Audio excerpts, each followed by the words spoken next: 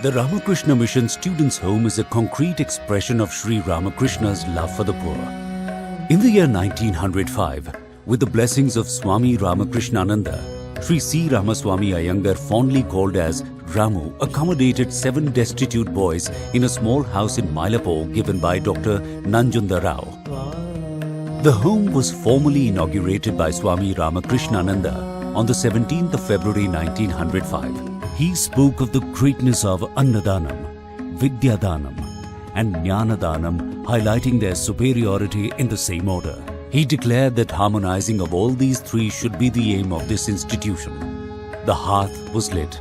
The boys had their first meal in what became the Ramakrishna Students' Home from then onwards. Swami Brahmananda, the spiritual son of Sri Ramakrishna, visited Madras, now known as Chennai, in 1908 and felt the need for a permanent habitat which should be like a palace.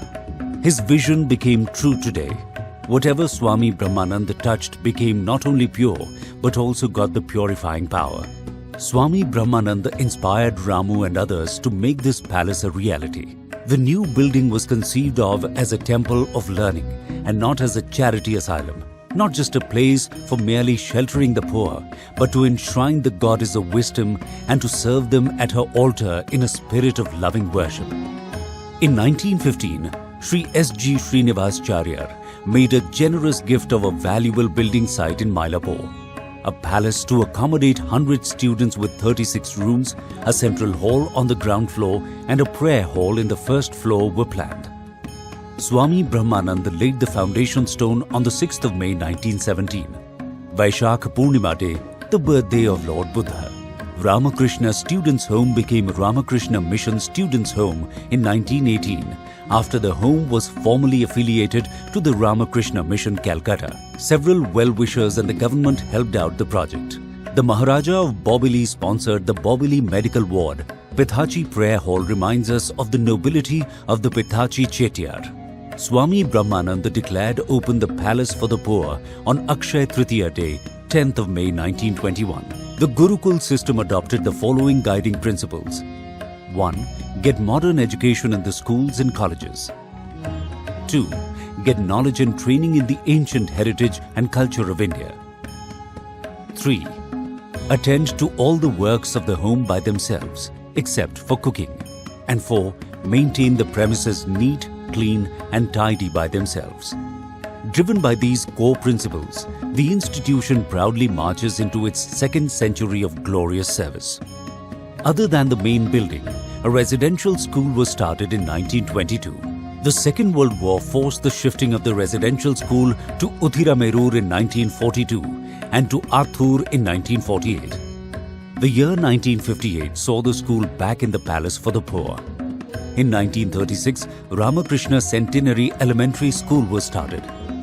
In 1930, the industrial school got started, which became Ramakrishna Mission Technical Institute and now Ramakrishna Mission Polytechnic College, offering residential diploma courses in mechanical, automobile and computer streams.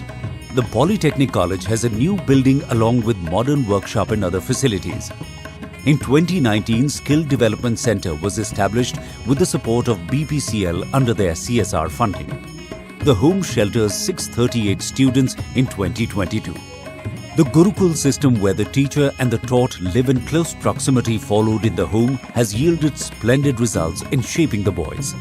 From 7 inmates in 1905, the home had seated around 9,736 poor students, transforming them into successful engineers, administrators and entrepreneurs.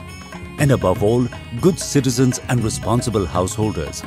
Grown on the soil of values of the home, our inmates have distinguished themselves in various fields at home and abroad. As they have all been trained at the tender age, many of them serve the society in their own ways. Our old boys run free tuition classes for the poor, render financial assistance to those in distress, engage in voluntary services. Selfless service is like a lighted candle. You light few more candles and spread light without losing your illumination or brightness.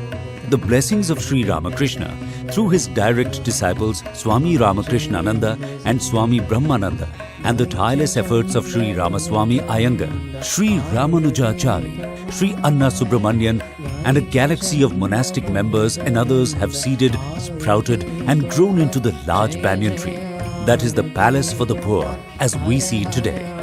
The home. The old and current boys, staff and management express their gratitude to all those who had contributed to this mighty institution. We pray to Sri Ramakrishna for continued growth and sustenance of this unique institution.